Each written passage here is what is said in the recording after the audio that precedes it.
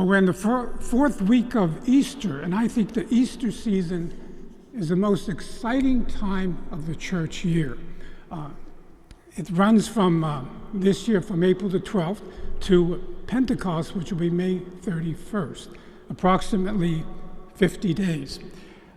And I think it's exciting because we get to really look at the birth of the church and what was it that gave birth to the church? Or a way of saying it is, what is the essence of the message of Christianity? What is unique about Christianity? And we see that in the Acts of the Apostles when they first begin to preach. What are they going to preach? What are they going to tell you that you want to join this Jesus movement? And so we see another example here of Paul going to Antioch. And of course, he's going to preach from the synagogue, because the synagogue is where the church begins. The church is born out of Judaism. And what's most important in this, by this time, as they go out into the Gentile world, the Jews on the diaspora, they're attracting God-fearers. Now, who are the God-fearers?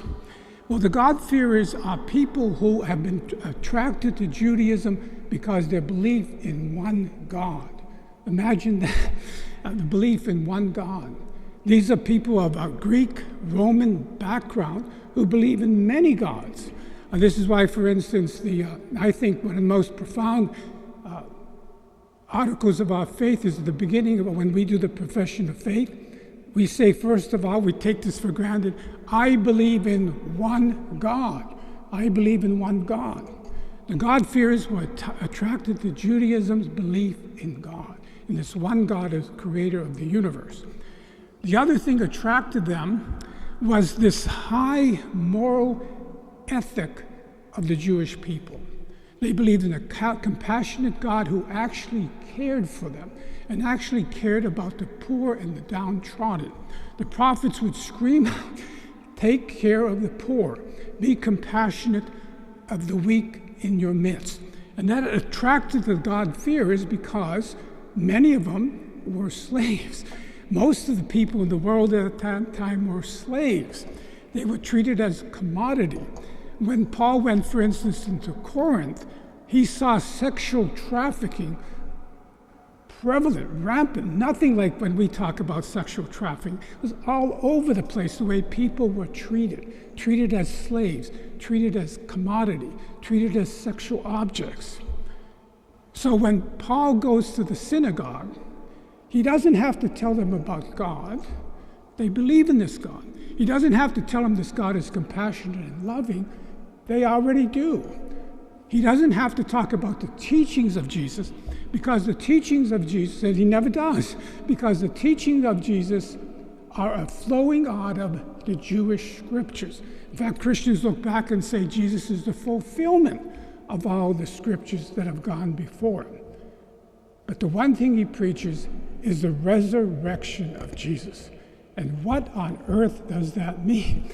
Today, when Joe read, he usually begins in the synagogue and he goes down to the whole history of the Jewish people, converging, reaching, fulfilling the direction of the resurrection of Jesus. It is the highlight of the Christian scriptures, of the Hebrew scriptures. It is the beginning of the birth of Christianity with the resurrection of Jesus.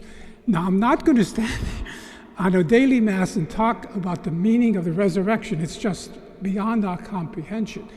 But it is so profound, and it moves these early people so deeply, and I can never say this deep enough, that they will give the rest of their lives over to telling of the resurrection of Jesus and the experience of the risen Lord in their life and what it means.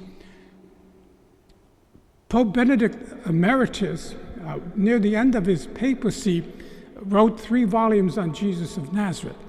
And in the second volume is all about Holy Week. He writes about Jesus' entry into Jerusalem until the resurrection on Easter Sunday. And he tries to struggle with this great, amazing meaning of the resurrection of Jesus and how it shakes the entire world, how it shakes the entire universe. And I like the way he talks about it. He says, I'm paraphrasing, there's 3 great evolutionary leaps in the history of the universe. The first is the Big Bang. Scientists tell us it's about 14.7 billion years ago. The second evolutionary leap is about only 200,000 years ago, when human beings appeared on the earth in the image and likeness of God. That's the second evolutionary leap. The third leap, which he feels is the most significant and the most profound and has the most meaning of who we are and where we're headed, is the resurrection of Jesus. Paul talks about it as saying, Jesus, the risen Lord, is the first fruits of a new creation. Paul also will say, in Christ, you are a new creation. The old ways have passed away. Now everything is new. The Easter season is a time in which we should sit down and meditate upon the deepest meaning of our faith, of what it means to experience the risen Lord, of what that's all about. It's a great mystery. It changes our entire understanding of who we are and where the world is headed.